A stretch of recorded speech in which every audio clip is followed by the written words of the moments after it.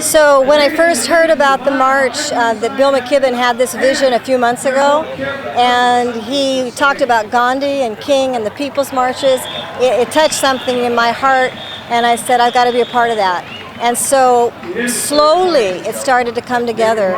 And the reasons why is because we have to do it. Now's the time. There's no more time to wait. We know what we know. Now's the time to do it. And so I'm a grandmother, and I don't want to look in the eyes of my little grandbabies and say, I didn't do everything that I could to mitigate the effects of climate change, to slow it down, to bring it into full awareness in the world and get the actions that we know other countries are taking here in America. We can do it. We're doing it. So I have a lot of energy and passion, and I'm going to finish this life out committed to this cause. I also feel like the spiritual element, the emotional, ethical, moral element of this issue is priority. We can talk about the data all day long. The scientific facts are alarming. They continue to get worse, what's being predicted. And my belief as a spiritual teacher, as a person who is based in faith, is that until we are able to get in touch with our love and appreciation for the earth again, and the fact that we're all truly connected on one level, even the quantum physics level, that fear is not going to be what will motivate us. It's love and gratitude is what's going to motivate us. So I was 16 when the women's movement was taken off, and it ignited a spark in me. I knew there was truth in it. I knew that I needed to get involved. And what I found is that there was a mixture of all kinds of women, ages of women, that said enough is enough. We've got to change what's been happening. We need equality. And they fought for it. They came together. They made it happen. Men too. Men were involved as well. So what happened is a real grassroots kind of thing. Women saying, enough of the way it's been going in this country. We've got to change it. We've got to create equal rights for women. This needs to change. And it grew, and it grew, and it grew. Has it evolved into a perfect movement? No. Has it created great change? Yes. Do women have the rights now that they did not have prior to the women's movement? Absolutely. Can we do that with the climate movement? You bet. Ain't no doubt in my mind. Yes. We just have to keep staying with it. Stay with the grassroots. Keep talking. Make it happen. Snowball it. It's about the people. It's about the people.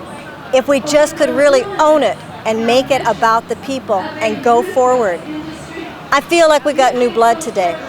I have no doubt that this particular People's Climate March has done something. It's infused blood into the movement that has not been there. When I heard that it moved from New York City to all around America, and then it jumped to London and Berlin and Paris and New Delhi and Australia. I am so hopeful today, and I know it's not going to be easy, and I know we can do it. We can. So the climate movement, it does belong to the people, and that means everybody. That means every kind of person, all walks of life. I don't care what side of the fence you are on, what your orientation is, what you believe in. We all want a future to be possible for the future generations, not just of humankind, but of all the species on the planet. This is a people's movement, and we really need to work on our language in the climate movement. We want to be inclusive, not exclusive, because when we talk, we can start talking to people of all walks of life about this is a moral issue, this is an ethical issue, this is a spiritual issue. The amount of people in the faith movement that are involved now, wow, that has popped. I never had noticed that before at different events and rallies. This one, there are so many faith representatives, it's very heartening. That represents all walks, the faiths. We need to get them more involved. So the inclusiveness thing for me is when I have conversations as an interfaith minister, and I talk to people about this. I was just inviting a young family to come to the event and rally, and she said, "You're not going to talk about coal trains, are you?" And I said, "I'm not sure." And she goes, "Because I work for the train, and I don't want my paycheck to go away." And I said, "You know, I understand. I do. And you know, it's not the trains, it's the coal in the trains. I said, that's why you need to come, for your kids, because we can't have the coal being burnt. So that kind of conversation, without it being a right and wrong exclusive, but make it inclusive. It's for everybody. We got to get everybody on board.